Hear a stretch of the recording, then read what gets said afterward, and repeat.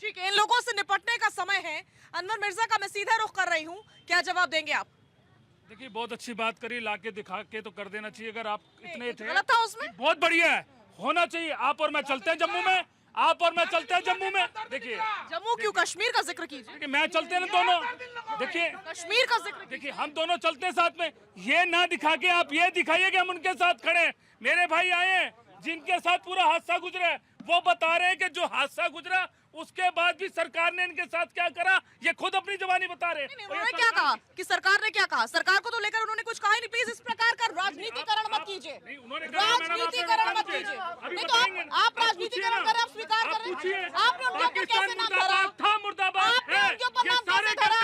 आपने उनके ऊपर नाम कैसे धरा? नहीं, भाषण नहीं चलेगा। अनवर जी पहले आप बात सुनिए, पहले सवाल सुनिए।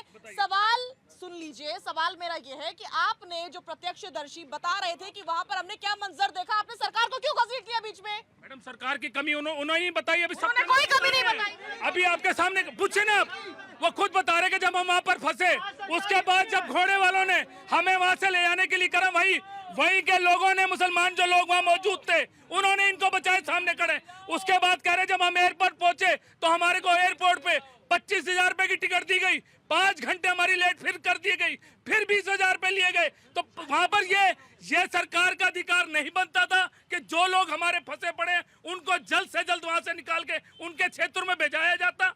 ये बात नहीं, ये क्या बात गलत की जा रही है? जो मौजूद थे और सच बता रहे, उनकी वाइफ भी बैठी है, उनका बेटा भी बैठा है जो सच बता रहे। तो मैडम जो वहां पर हुआ उसकी कड़ी निंदा कर रहे हैं। और आज आपने देखा कि हमने अपनी दुकानें बंद करके, आज नमाजों के अंदर भी हर जगह दुकानें बंद करके, पूरी दिल्ली की मार्केट्स बंद है आज सारी। तो किसने करा? हिंदुओं ने भी कर रखी है, सिखों ने भी कर रखी है। आप अपना क्यों राग लाप रहे हैं? मैडम पूरी दिल्ली की बात हो रही है कि सबने दुकानें अपनी दुकानें बंद करके। मैडम मैं अपना तो बात सुबह के दिन तो वैसे भी 2 से 3 घंटे आपकी दुकानें बंद रही, दिल्ली बंद रही। किस लिए बंद रही? उन्हीं के लिए। तो सच होना चाहिए, सच सामने आना चाहिए, दबा नहीं सकते। पाकिस्तान को जवाब देने के लिए देश के प्रधानमंत्री जी को आगे आकर अटैक करना चाहिए। हम उसकी तैयारी और देख रहे हैं। हिंदुस्तानी मुसलमानों को कोई नहीं कुछ कह रहा है। आप लोग जबरदस्ती हिंदू मुसलमान कर रहे हैं। प्लीज ये मत कीजिए। महफिल जी आऊंगी आपके पास। नीति जी प्लीज आप जवाब दीजिए। देखिए एक चीज समझ लीजिए, सांप डसना कभी नहीं छोड़ सकते। पाकिस्तान चाहे वो उरी अटैक हो, चाहे वो पार्लियामेंट में अटैक हो, चाहे कारगिल की वॉर हो, एक एक अटैक और टॉप की 10 टेररिस्ट जो फर्में हैं वो सब कौन से धर्म की हैं इसको बताने की मुझे जरूरत नहीं है। वहां मैं पूछती हूँ, भारत देश के अंदर ये लोग बोलते हैं, रॉबर्ट वाड्रा बोलते हैं कि हिंदूवादी हो रहे हैं इसलिए मुस्लिम अनसेफ है। क्या किसी हिंदू ने जाके किसी मुसलमान से पूछा कि शिव तांडव स्तोत्र बताओ नहीं तो गोली मार दूंगा, जय श्री राम बोलो नहीं तो गोली मार दूंगा? क्या किसी हिंदू ने आज तक करा है बात? कोई किसी हिंदू ने किसी बेटी को हाथ लगाया? ये पूर्ण रूप से किस प्रकार से, मैं हर धर्म का बहुत मान सम्मान करती हूँ, लेकिन एक धर्म के अंदर किस प्रकार से कि जो मेरे धर्म का नहीं है वो काफिर है और उठा के गोली मार दो। पूरे विश्व में आतंक की जड़ कहाँ है ये हम सब जानते हैं और आज जागने की आवश्यकता है। और मैं अपने भाई का समर्थन करती हूँ। वो सांप और सपोले, वो पाकिस्तान और आईएसआई की मानसिकता, वो स्लीपिंग सेल्स जो यहाँ पे देश के अंदर घूम रहे हैं, जो बंगाल में बैठे हैं, जो कश्मीर में बैठे हैं, क्योंकि ये इंटेलिजेंस की फेलियर है, मैं बिल्कुल इसको नहीं मानूंगी। लेकिन किसी ने उमर अब्दुल्ला से पूछा कि आप क्या कर रहे थे? आप क्या कर रहे थे? टेबल टॉक का राग लाप रहे थे। वो उमर अब्दुल्ला क्या कर रहे थे वहां पे क्या रोटियां सेक रहे थे? उसके बाद किसी ने उन पर जवाब नहीं दिया। आज ऑल पार्टी मीटिंग में लेके सारे देश इकट्ठा, ये नेशनल इशू है, हिंदू मुसलमान का इशू नहीं है और सबसे बड़ा इशू है। लेकिन ये चीज भी समझने की बात है, जो इस्लामिक टेररिज्म पूरे विश्व के लिए इस समय खतरा बन चुका है इंसानियत के लिए, उसको टैकल करने के लिए भारत इस समय टॉप लेवल पे काम कर रहा है। आज भारत डिप्लोमेटिक लेवल से पूरे विश्व की बड़ी से बड़ी जितनी अमेरिका, रशिया, सबके कंसर्न। और अब ये जो पपेट्स है ना, हमको आतंकवादी नहीं मार दे, वो तो मरने के लिए ही आते हैं, वो मरने के लिए ही जिहाद करते हैं, वो तो जिहादी मानसिकता है। हमें उन लोगों को मारना है जो मरने के लिए नहीं आते लेकिन इनको मरने के लिए आगे करते हैं और देश में किस प्रकार से अराजकता को फैलाते हैं। तो आवश्यकता है इनके आंखों को टारगेट करने की। आईएसआई और जो पाकिस्तान की आर्मी है उसके सपोर्ट के बगैर ये अटैक नहीं हो सकता था। देश के अंदर जो इंटेलिजेंस की कमी है उसको डिकोड करना, और जो सांप और सपोले और स्लीपिंग सेल्स पाकिस्तान आईएसआई के देश के अंदर घूम रहे हैं, उनको पकड़ पकड़ के जमीन जोत कर देना, नस्तो नाबूद कर देना, और जो यहाँ पे पाकिस्तान का झंडा या पाकिस्तान की बात करेगा उसको उसी समय जमीन के अंदर गाड़ देना, ये बहुत जरूरी है। ठीक है, ठीक है। दामोदर खन्ना जी हमारे साथ मौजूद है, डिफेंस एक्सपर्ट है। दामोदर जी, हमने इतने सालों में पाकिस्तान को कई मुंहतोड़ जवाब दिए, एक नहीं कई मुंहतोड़ जवाब दिए। पाकिस्तान को कई जंगों में हमने धूल चटाई है, बावजूद इसके कटोरा हाथ में है लेकिन मान नहीं रहा है। तो ऐसा क्या जवाब दिया जाए कि इस बार ये सबक सीख ले? साजिया, बहुत बड़ी बात कही आपने, कटोरा हाथ में। मैं कह रहा हूँ इस बार कटोरा था, साथ में पानी की बोतल भी साथ में होगी, क्योंकि सिंधु नदी का हमने पानी रोका है और निश्चित रूप से पाकिस्तान में त्राईमाम मचने वाला है। और उन्होंने सिंधु नदी का जो हमने पानी रोका उसको एक्ट ऑफ वॉर माना है। डेफिनेटली वो रिटेलिएट करने की कोशिश करेंगे। और ऐसा खुद ही कह रहे हैं कि ये युद्ध की अनाउंसमेंट जैसा है। बिल्कुल, अगर उनकी तरफ से कोई भी ऐसा मिस एडवेंचर होता है तो पहले तो उन्होंने बांग्लादेश खोया था, अब की बार वो पाकिस्तान भी खो देंगे।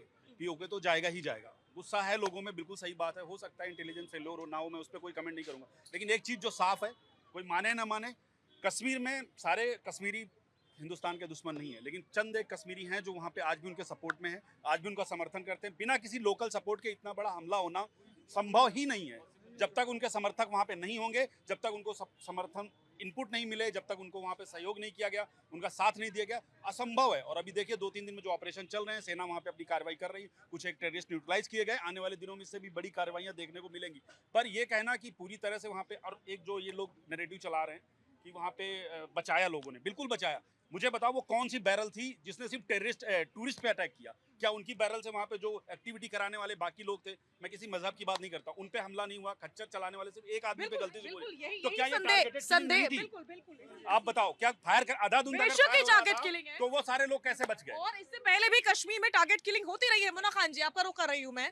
इससे पहले भी हम देख रहे हैं कि इस साल में ही कई बार खबरें आई, पिछले साल कई बार खबरें आई कि जो नॉन मुस्लिम्स वहाँ पर काम कर रहे हैं, जो मजदूर हैं, वहाँ टारगेट किलिंग हो रही है। इनफैक्ट कई बार मैं बीते 4 से 5 सालों में खुद भी कश्मीर इसी खबर को कवर करने गई।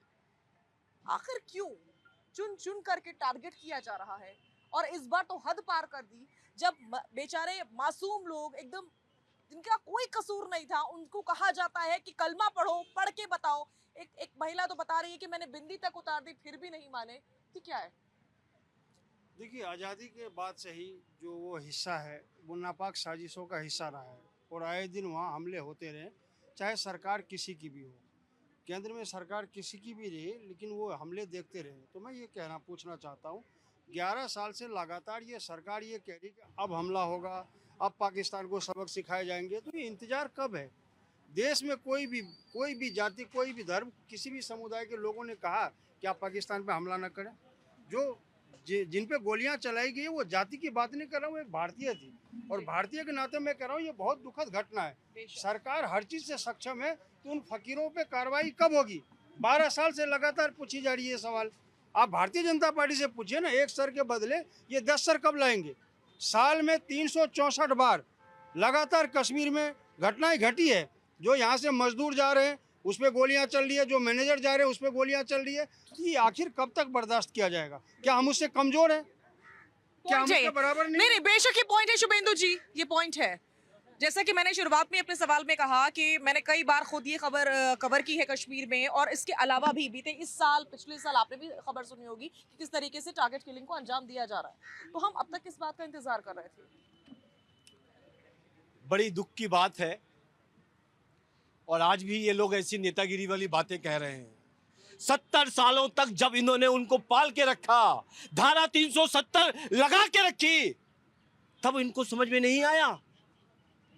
और एक बात, मैं रुक जाइए, बीच में नहीं बोला आपके में, टुकड़े पाकिस्तान के, मेरी बात सुनिए, पहले मेरी बात सुनिए। मुन्ना खान जी, मेरी बात पूरी हो जाने दीजिए। ठीक है, बात पूरी होने दीजिए। काउंटर कर लीजिएगा, काउंटर कर लीजिएगा प्लीज। मैं एक बात कहना चाहता हूं, आज आपके चैनल के माध्यम से, दिल्ली की इस डिबेट के माध्यम से मैं भारत के हर वासी को बताना चाहता हूं कि 26 जाने गई हैं, पर यह पाकिस्तान के 26 करोड़ पॉपुलेशन पर भारी पड़ेगी। और ये 26 करोड़ पाकिस्तान को खत्म करने का वादा करता हूं। ये नहीं बात है। होगा कब? मैं वही मुन्ना खान जी आपको बताना चाहता हूं, वही मुन्ना खान जी आपको बताना चाहता हूं। आप हमसे पूछते रहे, आप हमसे पूछते रहे, आपने कभी कोई कार्रवाई नहीं करी। जितना अच्छा लगा आपने कहा हमने पाकिस्तान को अलग कर दिया भारत से। अरे उस समय आपके लोग प्रधानमंत्री बनना चाहते थे, इसलिए आपको लगा कि चलो इसको निकाल दो। मैं फिर कहता हूं, पाकिस्तान से तो निपट लेंगे, पर पाकिस्तान की विचारधारा के लोग जो यहां पर हैं, चाहे वो हिंदू हो या मुस्लिम हो, उनको चुन चुनकर आपको और हमको निकालना पड़ेगा। ये अभी आपको ताजा पता चला है कि पाकिस्तानी विचारधारा वाले लोग यहाँ पर रहते हैं। जब मजदूरों की टारगेट किलिंग हो रही थी तब आपको नहीं पता था कि टारगेट क्यों किया जा रहा है। इस प्रकार की मानसिकता वाले लोग अभी भारत में पनप रहे हैं। कहां से पनप रहे हैं, कहां से जा रहे हैं, कहां से इनको मदद मिल रही है और फंडिंग मिल रही है, तब आपने नहीं सोचा था। बिल्कुल, मैं बता रहा हूँ। बाडरा साहब बोल रहे हैं कि मोदी जी ज्यादा हिंदू कर रहे हैं इसलिए मारा जा रहा है। क्या ये विषय है? वहां पे मणिशंकर अय्यर कह रहे हैं कि ऐसा नहीं, पानी नहीं रोकना चाहिए पाकिस्तान का। तुम्हारे चाचा लगते हैं वो। और ये बात नहीं होगी और कड़क से बात नहीं होगी। हमको मालूम है कि हमारे हिंदू भाई वहां पे मारे जा रहे हैं टारगेट करके। फिर भी मैं ये कहूंगा कि सब लोग एक ऐसे नहीं हैं।